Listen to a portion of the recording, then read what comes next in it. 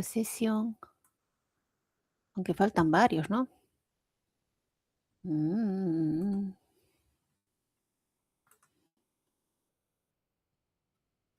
somos poquísimos. Bueno, ni modo, empezamos, ¿ya? A ver, voy a compartir. Esta semana pues la tienen fea, ¿no? Miren, hoy día no vamos a avanzar mucho, vamos a avanzar solamente lo que corresponde para que ustedes puedan hacer la práctica de la siguiente semana. Y como aparato genital masculino es chiquito, entonces ahí hacemos nuevamente un repasito, así como hicimos de urinario, ¿se acuerdan? Igualito vamos a hacer un repasito y de modo tal que ya tenemos el tema completo. ¿Se ven las diapositivas? Sí. A ver, ayúdenme, mi delegada, por favor. Ya está, Fernando dice que sí se ve. Listo. A ver, miren chicos, genital masculino, aparato reproductor masculino, es una parte importante del aparato corporal del varón, uno de sus aparatos importantes, ¿no? Así como es cardiovascular, pulmonar, renal, que hemos visto. Ahora vamos a ver lo que es la parte de aparato genital masculino, que está constituido por varios órganos, siendo el más importante, el órgano sexual primario, el testículo, bueno, ambos testículos. Y el resto, los órganos restantes, como por ejemplo el pene, las glándulas anexas, todo eso corresponden a órganos sexuales masculinos secundarios, ¿ya? El testículo, ¿cuál es su importancia? Porque acá se encuentran las células que van a llevar la carga genética masculina, ¿no? Entonces, ¿qué células son? Los espermatozoides. Y otro es que aquí se produce la testosterona, que es importante para los caracteres sexuales secundarios de tipo masculino. ¿Sí? Entonces, por eso es importante los testículos y por eso se considera como el órgano sexual primario masculino de todo este aparato. Em, vamos con la siguiente. A ver. Ahora, en los testículos, miren acá, yo creo que este gráfico vale más que 1000 palabras que yo les pudiera decir.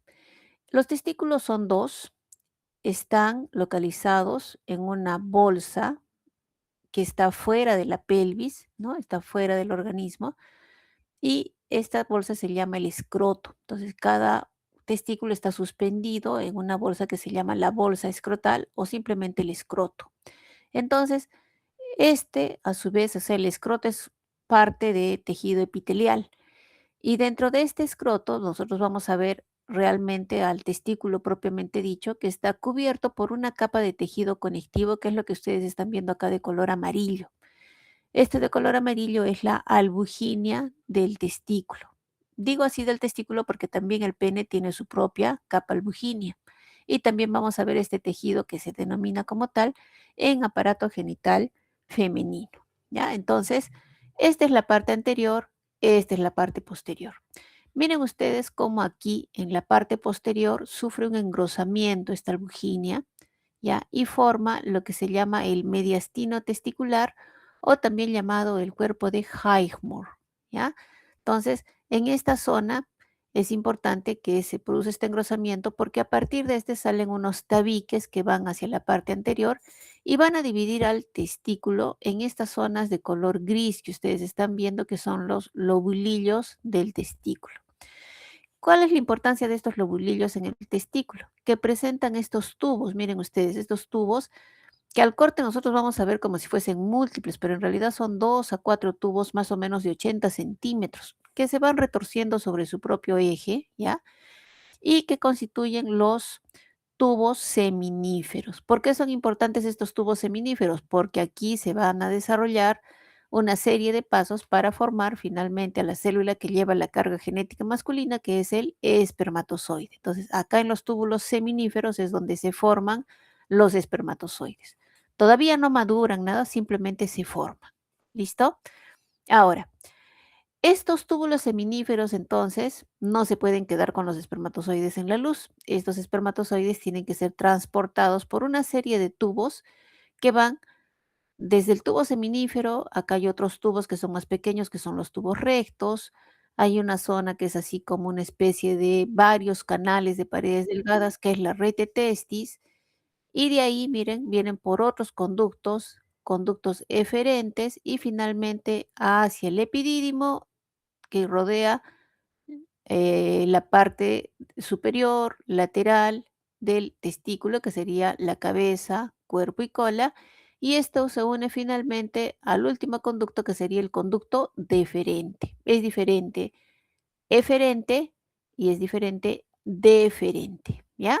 Entonces, ese es más o menos en términos generales lo que sucede con, a ver, un ratito.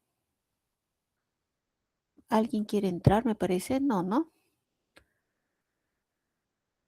Ya, a ver, seguimos. La testosterona no pudo, no tengo esto. Y A ver, bueno, ya sus como sea, pero micrófonos, luego ella. chicos, sus micrófonos, Y le voy a hacer que me compre una chivacola para sí. sus micrófonos, tengan cuidado, ¿ya?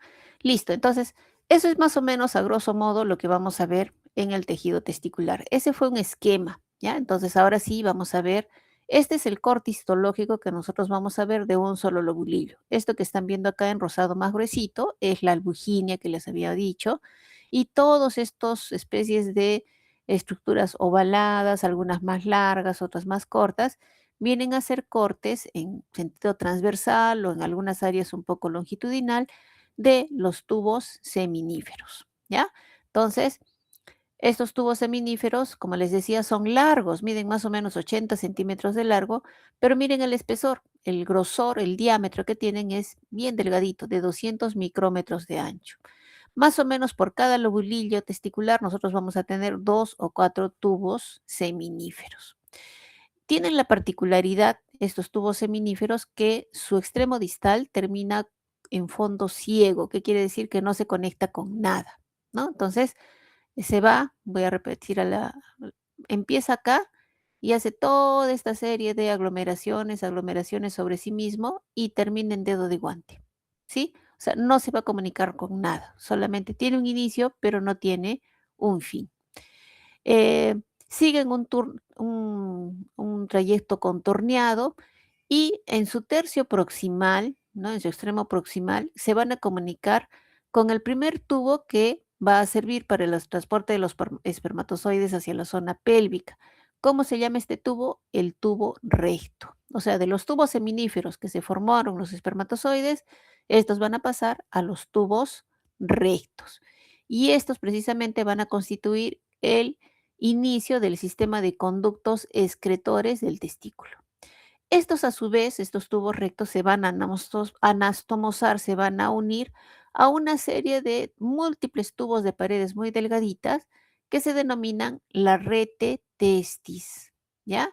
Y a su vez, de esta rete testis se van a formar algo de 10 a 12 conductos que se denominan los conductos eferentes, que finalmente van a llegar a la porción cefálica del epidídimo. Regreso a mi imagen anterior y lo que les decía es esto, o sea, tubo seminífero, tubo recto, rete testis, conductos eferentes y finalmente llega al epidídimo, a su cabeza. ¿Listo? Ahora, alrededor de cada uno de estos tubos seminíferos, nosotros vamos a ver que básicamente el epitelio, las células que están en toda la luz de este tubo seminífero, van a estar rodeados o van a descansar sobre una delgada lámina basal y por fuera de ella vamos a encontrar esto, células mioides, ¿ya? Estas células mioides que están por fuera, en otra imagen les voy a mostrar bien cómo son células de tipo muscular liso, de forma alargada, que se encuentran adheridas a la membrana basal de estos tubos seminíferos. Y se supone que son importantes porque cuando se contraen contribuyen a transportar el esperma fuera de los túbulos, ¿ya? Fuera de los tubos. Aquí está, ¿no? Entonces, esta es la imagen que vamos a tener nosotros cuando hagamos la práctica de la siguiente semana. Estos son los tubos seminíferos cortados transversalmente. Esta es la luz y este es su borde lateral. Vean ahora cómo alrededor de los tubos seminíferos nosotros tenemos tejido que lo rodea. ¿Cómo se llama este tejido que lo rodea? Es tejido conectivo y se llama tejido intersticial. ¿Por qué es importante tomarlo en cuenta? Porque si ustedes se fijan acá, que bueno, lo vamos a ver en las últimas diapositivas, aquí hay unas células importantes que se llaman las células de Leydig, ¿ya? Y es a través de estas células de Leydig que se cumple la función hormonal del testículo, que es la de producir testosterona. Es decir, el tubo seminífero me sirve para la formación de espermatozoides y el tejido intersticial me sirve para albergar ahí a las células de Leydig que cumplen la función hormonal del testículo. Vamos por acá. Este es parte de un tubo seminífero y miren cómo se disponen las células, cómo van cambiando desde la base del tubo seminífero hacia la luz, en donde finalmente vamos a encontrar a los espermatozoides. ¿Sí? Muy bien, seguimos. Ahora, ¿cómo está constituido este tubo seminífero? ¿Qué tiene hacia la luz? En la base ya hemos dicho que todo esto de acá es la membrana basal, ¿cierto?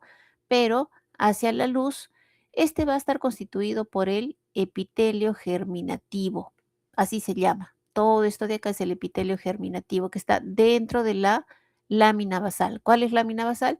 Esta línea que ustedes están viendo que separa el tubo seminífero del tejido intersticial, que es todo lo blanco que estoy viendo, y en donde vuelvo a repetir, estoy viendo a estas células que se denominan células de Leydig. ¿Listo?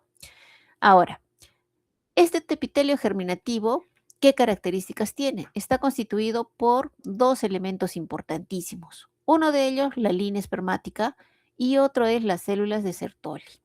¿Sí? Línea espermática y células de Sertoli, donde se encuentran ambos dentro del epitelio germinativo del tubo seminífero. Entonces, vamos con la línea espermática. La línea espermática, a ver, nuevamente, miren, esto de acá es mi membrana basal, ¿ya? Esta es la membrana basal de mi tubo seminífero. ¿A qué nivel estoy? Acá, ¿no? A nivel de uno de los tubos seminíferos de los lobulillos testiculares.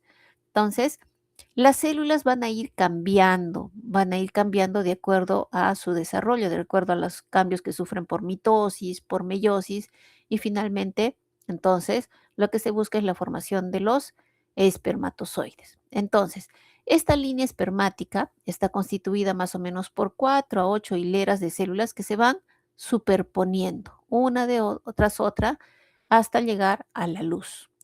Expresan el diverso grado de madurez que va desde las primeras células que están pegadas acá a la membrana basal, que se llaman espermatogonias, ¿ya? Y que constituyen las células más primitivas de esta línea espermática. ¿Y cuál es la última célula que vamos a formar? Es el espermatozoide, que viene a ser, por el contrario, mientras que la otra era la célula más primitiva, que la espermatogonia, este de acá viene a ser la célula más diferenciada y se ubica en la luz del tubo. ¿Por qué en la luz del tubo? Porque solamente a partir de ahí ya es como si tuviéramos que darle un empujoncito, ¿no? Para que empiece a pasar primero a los tubos rectos, después a la red de testis y todo el trayecto de tubos que hemos ido mencionando. Miren acá entonces, ¿no? Este es el tubo seminífero, cómo están las células acá, ¿no? Estas de acá. Y ahora sí, miren estas células alargaditas que estoy viendo acá en la zona de la membrana basal. Esas son las células mioides, ¿ya? Esas células mioides que cuando se contraen ayudan a que las células de la luz, que son los espermatozoides, puedan pasar hacia los tubos rectos. Ahora, hemos dicho entonces la línea espermática. En términos generales, porque lo vamos a ver en un momento ya paso a paso, vamos a ver que las que están más pegadas a la membrana basal son las espermatogonias. Estas sufren un proceso de cambio y van a dar lugar a los espermatocitos primarios, espermatocitos secundarios, luego a las espermátides y finalmente a esta célula importante que tiene acá una cabeza y una especie de cola que es su flagelo, ya que es el espermatozoide. Eso sería en cuanto a la línea espermática. Pero también habíamos dicho que dentro del tubo seminífero tenemos otra célula importante, que es la célula de Sertoli, ¿cierto? Entonces, la célula de Sertoli, miren, tiene su citoplasma que va desde la membrana basal hasta el polo apical de todo este espesor de la línea espermática. Y eso es importante. Si ustedes se fijan acá en el dibujo, los espermatozoides es como que estuvieran implantados acá en el citoplasma de la célula de Sertoli. Es importante porque, como ustedes van a ver después, esta célula cumple muchísimas funciones dentro del tubo seminífero y una de ellas precisamente es producir todos los elementos para que estos espermatozoides puedan o tengan la capacidad de poder migrar por todos los túbulos, un largo recorrido, ¿no? Que va desde el testículo hacia la zona de la pelvis, ¿no? Para salir por el conducto eyaculador cuando viene el proceso de erección del pene. ¿Ya? Entonces, importante, importante que vean ustedes que la célula de Sertoli, su núcleo, o sea, si bien su núcleo se encuentra cerca a las espermatogonias, su citoplasma en realidad abarca todo el espesor de la línea espermática. Eso es lo que tienen que recordar. Ahora, ¿cómo es que se forman estos espermatozoides? ¿Cómo se forman? Teóricamente, nosotros lo vamos a dividir en estos tres procesos: espermatocitogénesis, meiosis y espermiogénesis. Esto es con fines didácticos, porque no es así a rajatabla, que primero se tiene que dar uno y después se da exactamente el otro y después sucesivamente se da el otro. No, ¿ya? Entonces, la espermatogénesis a veces es un proceso tan rápido que no nos da tiempo a decir, uy, ¿dónde está la fase de la espermatogénesis o dónde empezó la meiosis? O sea, no podemos verlo, pero son procesos que se dan así, más o menos en forma continua. Y en términos generales hablamos de la espermatogénesis, que es el proceso de diferenciación celular que nos va a permitir finalmente producir espermatozoides.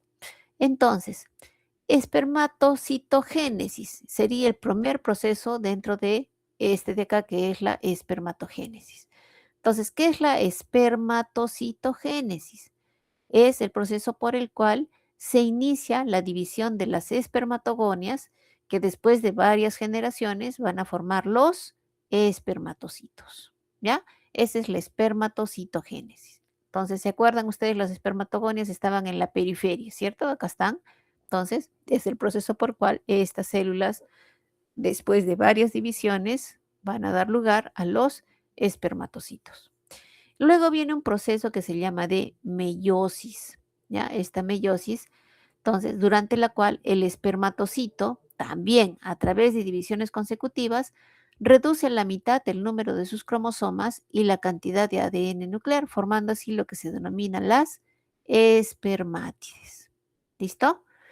Y luego viene el último paso ya para lo que es la espermatogénesis, que es la espermiogénesis.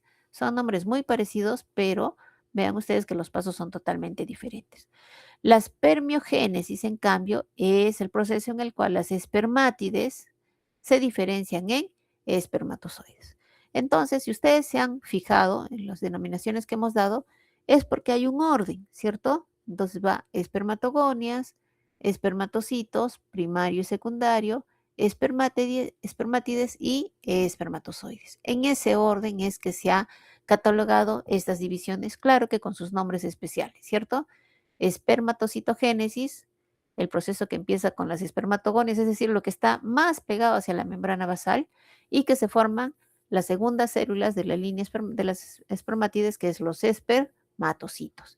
Y estos espermatocitos, a su vez, por meiosis, ¿no? Meiosis, recuerden que es reducir el número de cromosomas, así como la cantidad de ADN nuclear, entonces va a dar lugar a las espermátides, es decir, las espermátides son las células de la línea espermatogénica que van a tener ya la mitad de los cromosomas.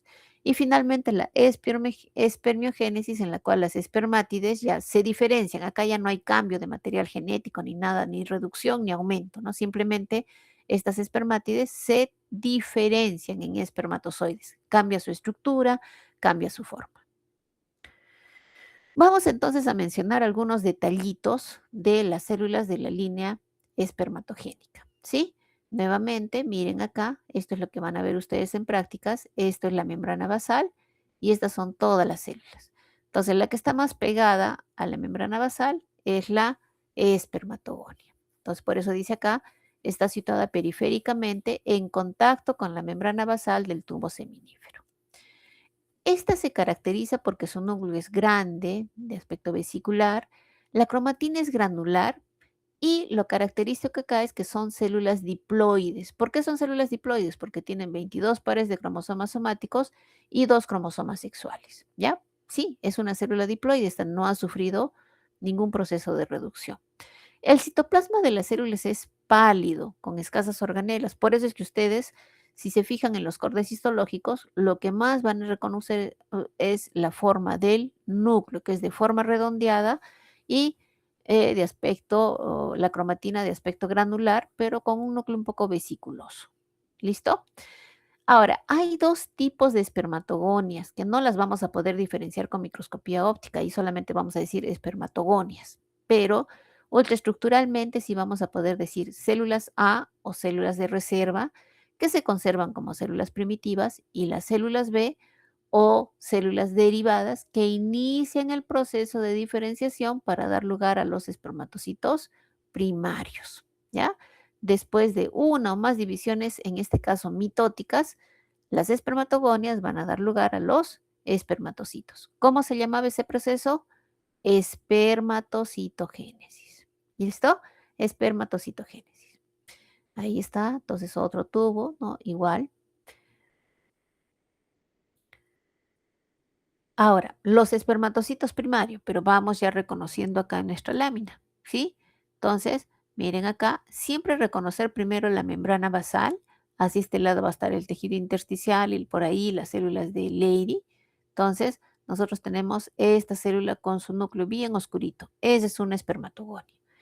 Y ahora vamos a ver, ya yéndonos desde la membrana basal hacia la luz, vamos a ver otras células que tienen el núcleo un poco más grandes. En realidad son las células más grandes del epitelio germinativo y son los espermatocitos primarios, ¿ya? Estos están situados en la segunda hilera por dentro de, de las espermatogonias. O sea, es membrana basal, espermatogonias y la siguiente línea está constituida por los espermatocitos, ¿ya?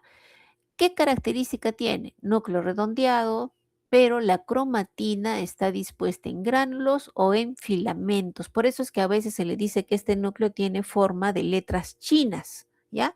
Y tal cual ustedes lo van a poder ver en el microscopio cuando hagan su práctica.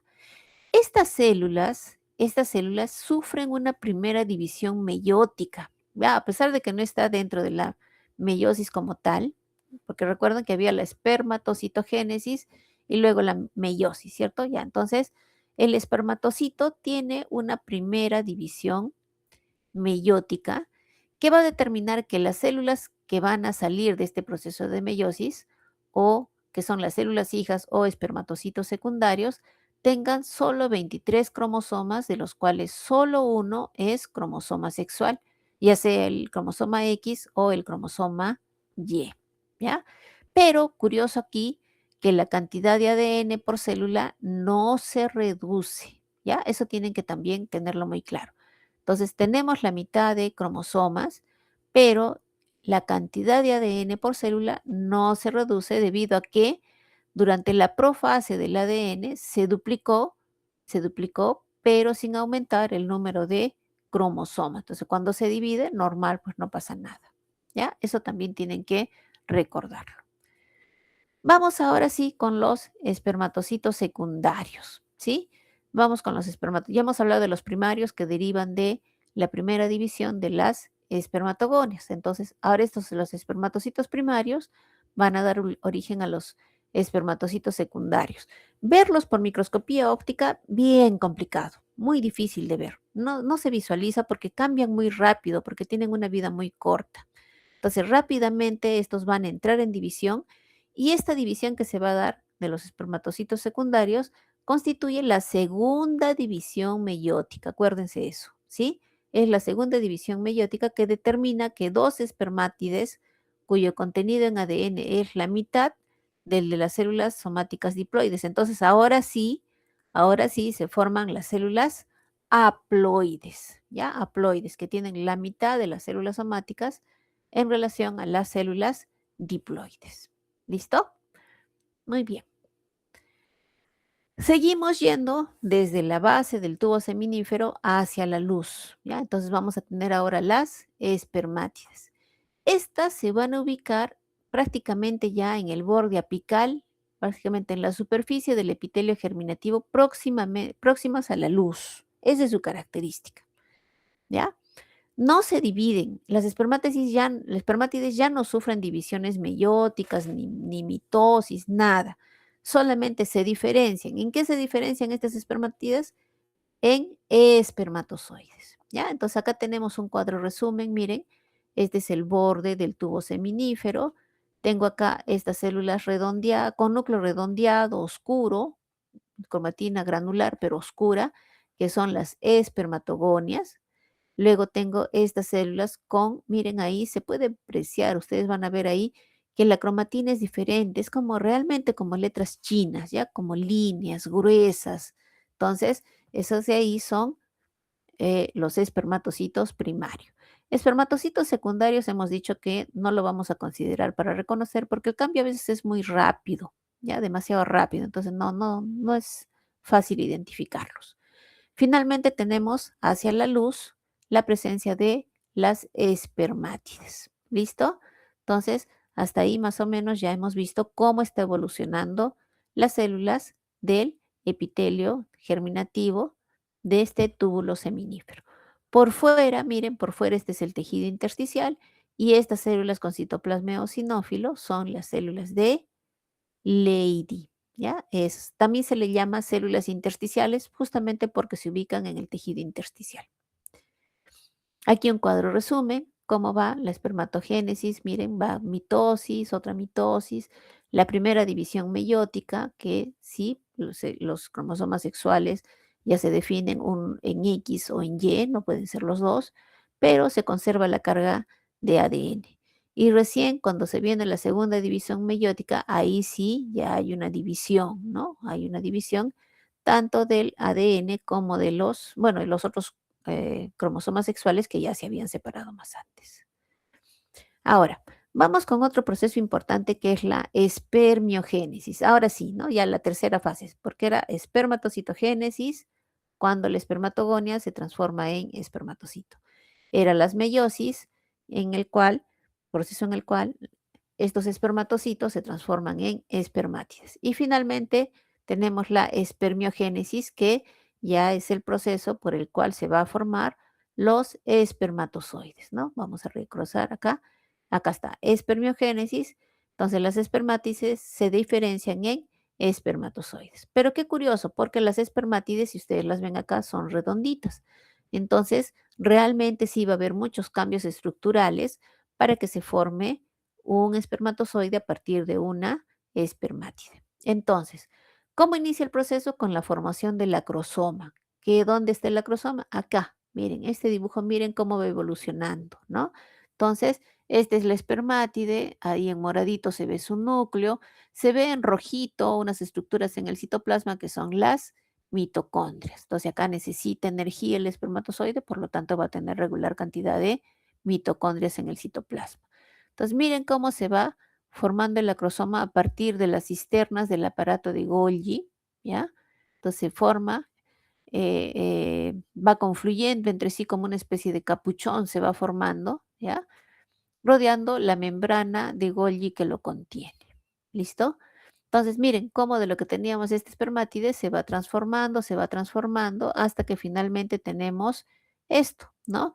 Que el núcleo se vuelve alargado como una punta, ¿no? Y acá también se sufre una transformación y finalmente va a quedar este espermatozoide con su cabeza, su cuerpo y su cola, ¿ya? Entonces, de una célula que parecía cúbica, como vamos a tener estas células que tienen su flagelo. Ahora, hay una serie de pasos acá que se van a dar, que los vamos a repasar ya la parte fisiológica para la siguiente semana, para no enredarlos más. Suficiente con que entiendan que a partir de la espermátide se forman los espermatozoides, pero el paso inicial es el que se da cuando se forma el acrosoma a partir de las cisternas del aparato de Golgi que confluyen entre sí y van rodeados por la membrana de Golgi que lo contiene. Ahora, este espermátide, los centriolos del espermátide, van a migrar al polo opuesto del núcleo. Es decir, si acá yo tengo el núcleo que está formando la cabeza del espermatozoide, los centriolos van a mirar al lado opuesto del núcleo, entonces de posición distal, y van a formar todo esto que se ve así pálido, que es el flagelo, es decir, la cola del espermatozoide, que es importantísima, porque si no tuviera este flagelo, este espermatozoide perdería la movilidad y la velocidad que debe tener para llegar desde el testículo hasta finalmente el conducto eyaculador. ¿Ya? Listo. Seguimos. Estos son entonces todos los pasos, ¿no? Cómo se va formando. Vital, la formación del acrosoma. Miren cómo el resto de citoplasma que queda finalmente se pierde, ¿no? Es fagocitado, ¿ya? Va sufriendo ahí cambios. Y toda la carga genética masculina que está ahora acá en la cabeza del espermatozoide. Ahora, cuando el espermatozoide ya está bien formado, ¿cuánto mide? Entre 55 y 65 micrómetros, esa es su medida. Y la célula, esta entonces cuando está activada, tiene un poder de desplazamiento, eso también es importante que lo recuerden, poder de desplazamiento que va de 3 milímetros por minuto por acción de su flagelo. O sea, tampoco es que avance tan rápido, ¿no? 3, pero también consideren el tamaño, ¿no? El tamaño es pequeñísimo, ¿sí? Entonces, esos son los datos que tienen que recordar, que el espermatozoide mide entre 55 y 65 micrómetros, más o menos el diámetro de un hematíe, ¿cierto? Porque la hematíe mide entre 5 a 7 micrómetros. Entonces, cuando está activada, ya dijimos que es capaz de desplazarse en una velocidad de 1 a 3 milímetros por minuto. Ahora, tiene tres partes importantes el espermatozoide, la cabeza, el cuello y la cola. Vamos a la imagen acá. Cabeza, donde está contenido el núcleo, cuello y la cola. Ya, entonces, la cabeza, más o menos, solo la cabeza mide 4 a 5 micrómetros. Sí, o sea, se lleva gran parte la cabeza. De largo, ¿no? De 4 o 5 micrómetros de largo y 3 micrómetros de ancho. Es pequeñísimo, ¿no? Pero imagínense la importancia de llevar en él la carga genética masculina. Presenta el núcleo, ¿ya? El núcleo. En el núcleo es que se guarda el material genético y además presenta el acrosoma que se había formado, ¿se acuerda? Y que cubre los 2/3 anteriores del núcleo. Aquí está en la imagen esto, ¿no? Acá está el núcleo, que es en color amarillito, y esto que se ve como una media luna en la punta es el acrosoma. Ahora, eh, ambas estructuras están cubiertas por una membrana celular que también se llama plasmalema, ¿ya? Eso tengan también cuidado. Ahora, el cuello es una porción corta, mucho más estrecha y contiene el centriolo proximal y fibras gruesas que son de la pieza intermedia. ¿Dónde está la pieza intermedia? En la cola. ¿Va? Entonces, es una zona de unión prácticamente, ¿no? Una zona corta, estrecha, que está entre la cabeza y la cola. La cola sí es un poco más compleja porque va a tener una pieza intermedia, una pieza principal y la más distal que será una pieza terminal, que esta es la más corta y que tiene, como su nombre lo dice, la estructura de un flagelo. Ahora, la pieza intermedia, miren también poco espesor, 5 a 9 micrómetros por 1 micrómetro de ancho, delgadísimos, ¿no? Esta estructura corresponde a la de un flagelo o un cilio, en el caso nuestro es flagelo, ¿no? Entonces, en la periferia se disponen las mitocondrias en forma espiral. ¿Por qué es importante las mitocondrias? Ya dijimos, porque se requiere de energía. ¿Ya? ¿Listo? Ahora, en la pieza principal, acá para que se ubiquen mejor con las piezas, ¿no? Esta de acá, entonces, es la cabeza con su cuello, ¿ya? De ahí viene acá una pieza intermedia, ¿sí? Y miren cómo va cambiando, ¿ya? Listo. A ver, seguimos.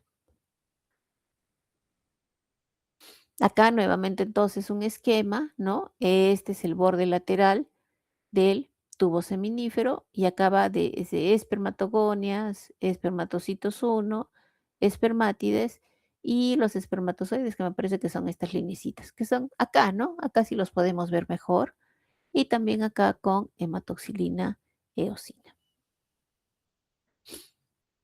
¿Hasta acá estamos bien, jóvenes? ¿Sí?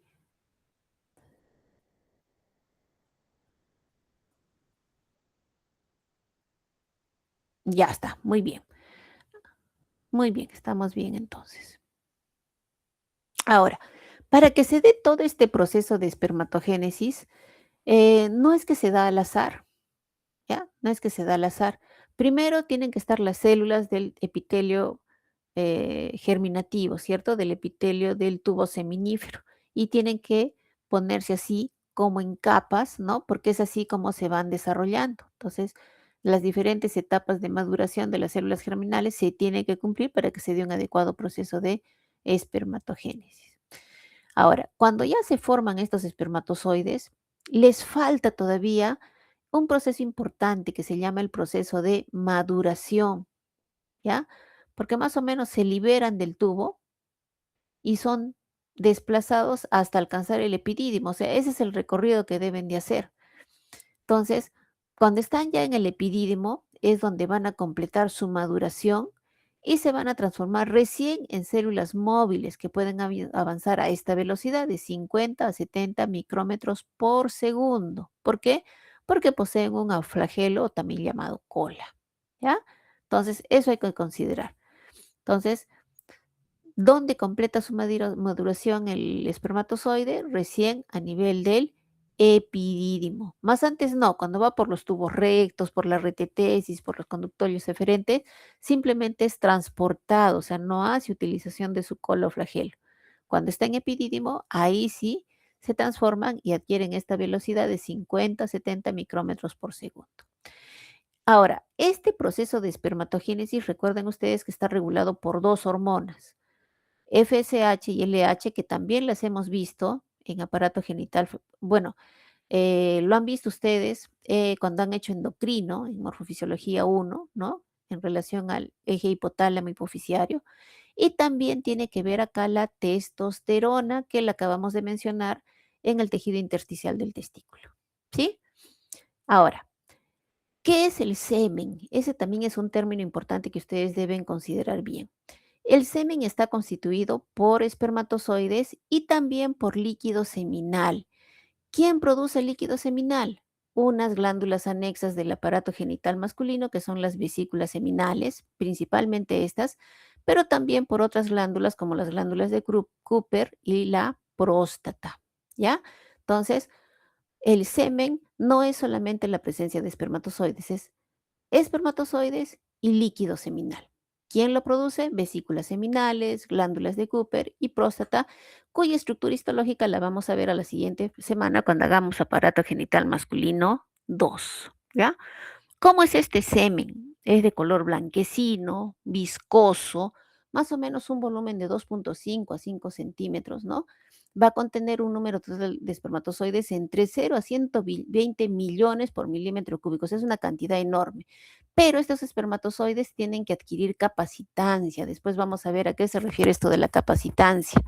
Si es que, por ejemplo, lo que habíamos dicho, ¿no? Que a nivel del epidídimo adquieren ya la capacidad de moverse por sí mismos, porque antes no, cuando se formaron en el túbulo seminífero, no eran capaces de tener movimiento de su flagelo y por lo tanto no se podían mover, pero ya en el epidídimo adquieren esa capacidad y luego van a ir adquiriendo otras capacidades para finalmente llegar a unirse con el óvulo y producir el huevo o cigoto. Un hombre adulto produce espermatozoides constantemente, eso también es lo que hay que saber, ¿no? O sea, no es que se detiene el proceso solamente con una eyaculación, no. Constantemente en el túbulo seminífero se está produciendo los espermatozoides, que es una característica de fertilidad permanente y prolongada en el tiempo. A diferencia de la mujer, como vamos a ver en clases posteriores, que solamente hay periodos, ¿no? Dentro de un ciclo menstrual en el que se produce la ovulación para la salida de un óvulo, ¿no? Un óvulo que tendría la posibilidad de ser fecundado precisamente por todos estos espermatozoides. Ese es más o menos el resumen, ¿no? Cómo va la espermatogonia, espermatocito primario, secundario, las espermátides y finalmente la transformación a espermatozoides, con el control hormonal que les he dicho, ¿no? De la FSH que actúa sobre las células de Sertoli, que en un momentito las vamos a mencionar, y también la influencia de la hormona luteinizante, que también actúa sobre la testosterona y que también estimula a las células de Leydig. ¿Ya? Listo, seguimos. Vamos con otra célula importantísima, que es la célula de Sertoli. Esta célula de Sertoli, habíamos dicho que también está acá, dentro del tubo seminífero. El núcleo más o menos está a nivel de la posición de las espermatogonias, o sea, las espermatogonias están acá pegadas a la membrana basal y ahí se ve su núcleo. ¿Cómo se diferencia el núcleo? Porque tiene más o menos una forma triangular y núcleo rojo prominente. Eso lo van a ver en el microscopio óptico, ¿ya? O sea, esa es una de las características que incluso me va a ayudar a diferenciar célula de Sertoli de espermatogonia. Eh, Estas son importantes, cumplen varias funciones. El citoplasma, como les había dicho, está en todo el espesor de la línea espermatogénica, ¿sí? No es solamente en la zona basal, tengan cuidado de no confundirse. Entonces, su citoplasma es claro, los bordes no son bien definidos, ¿no? Y tienen una forma cilíndrica. Cuando son células adultas tienen forma cilíndrica, pero el núcleo es lo que nosotros vamos a identificar con más facilidad porque es de forma triangular, vesicular y con el núcleo lo bien visible porque no tiene mucha cromatina. Aquí está el esquema, miren nuevamente estas células alargadas que son células que tienen función contráctil, ¿no? Entonces acá, esta es la membrana basal y primero mis espermatogonias, mis espermatocitos primarios, los secundarios bien difícil que los detecte, las espermátides y los espermatozoides. Miren cómo acá se ve en color plomito, ¿no? Cómo el citoplasma está abarcando todo el espesor de la línea espermática. Ahora, su núcleo, ya hemos dicho, de forma triangular con nucleolo prominente. Ahora, acá hay un hallazgo importantísimo. Miren, el tubo seminífero, acá está su membrana basal. Este es el tejido intersticial, ¿se acuerdan que dijimos donde estaban las células de Leydig? ¿Ya? En esta zona intersticial hay vasos sanguíneos. Entonces, ¿cuál es el problema? Que por esos vasos sanguíneos pueden ingresar sustancias que van a favorecer el desarrollo de este espermatogénesis, pero también podrían pasar algunos gérmenes, algunos virus que podrían ingresar aquí y alterar este desarrollo normal para la formación de espermatozoides, ¿no?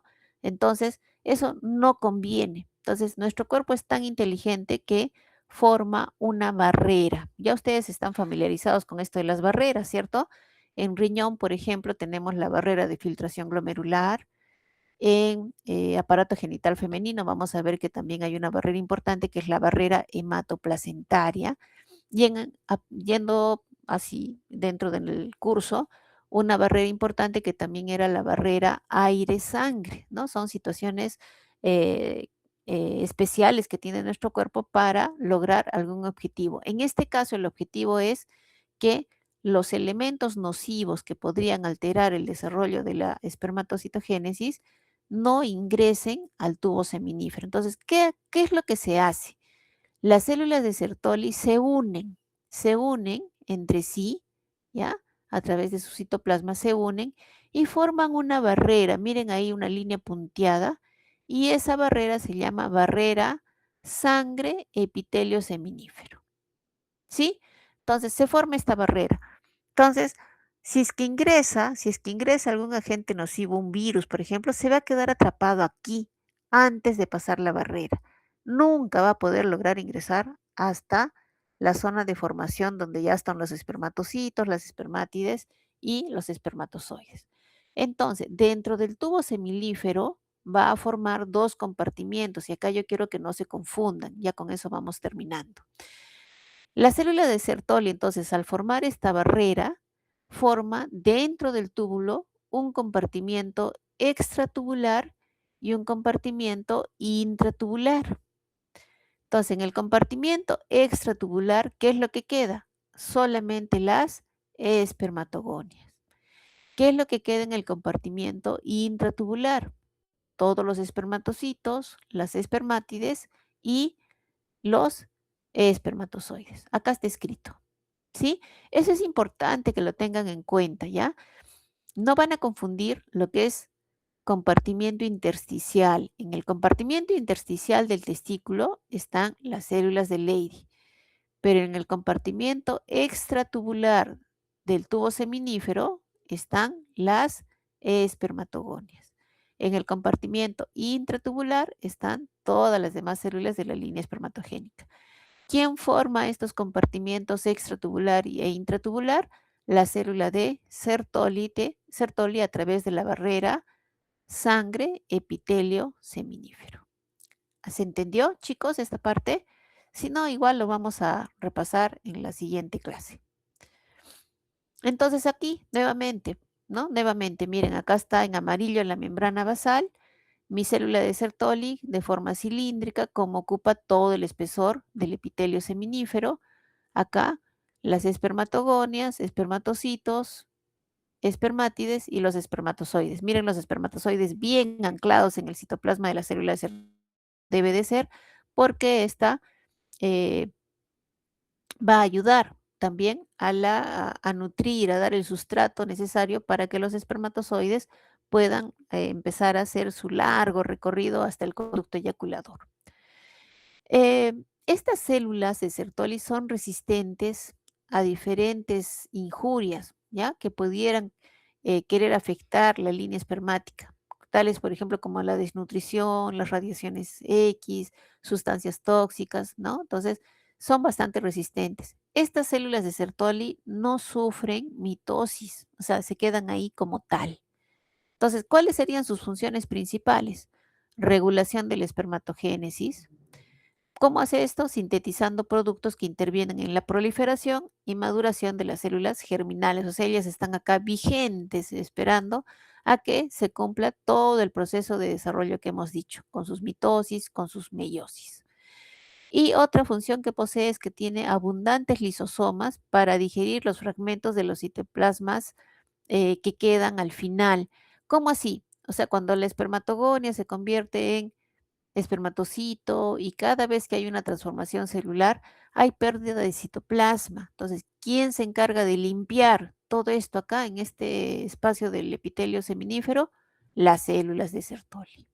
O sea, aparte que del sustrato para los espermatozoides, también se encarga de dar mantenimiento al epitelio seminífero.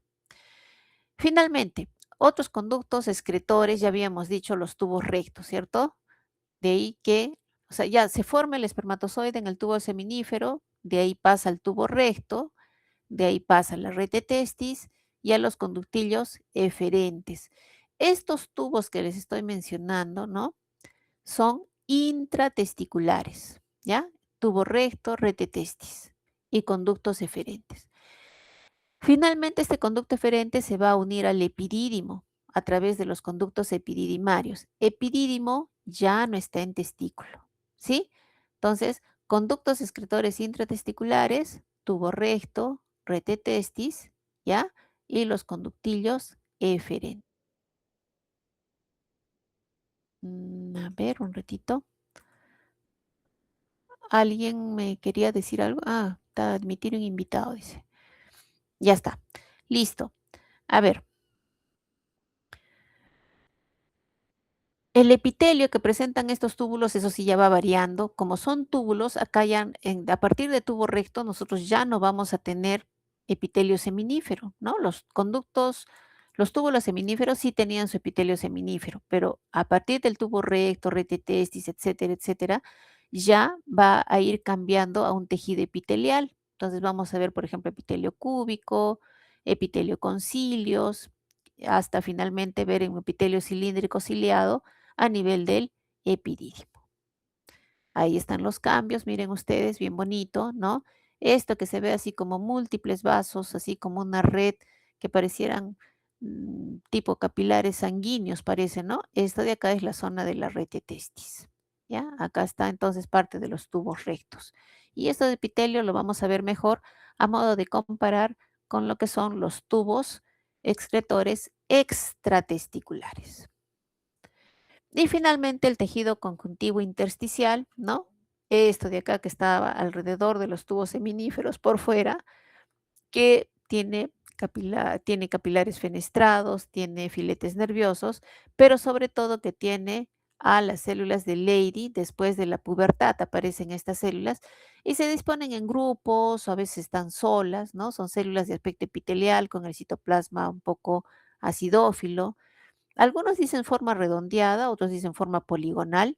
El núcleo es vesiculoso, ¿ya? Pero el citoplasma sí tienen que recordar ustedes que es acidófilo o eosinófilo, es lo mismo. A veces se logra ver en algunos cortes histológicos que en el citoplasma tiene un pigmento amarillento. La ultraestructura corresponde a células formadoras de esteroides, ¿sí? Por eso es que tienen la posibilidad de formar los caracteres sexuales masculinos.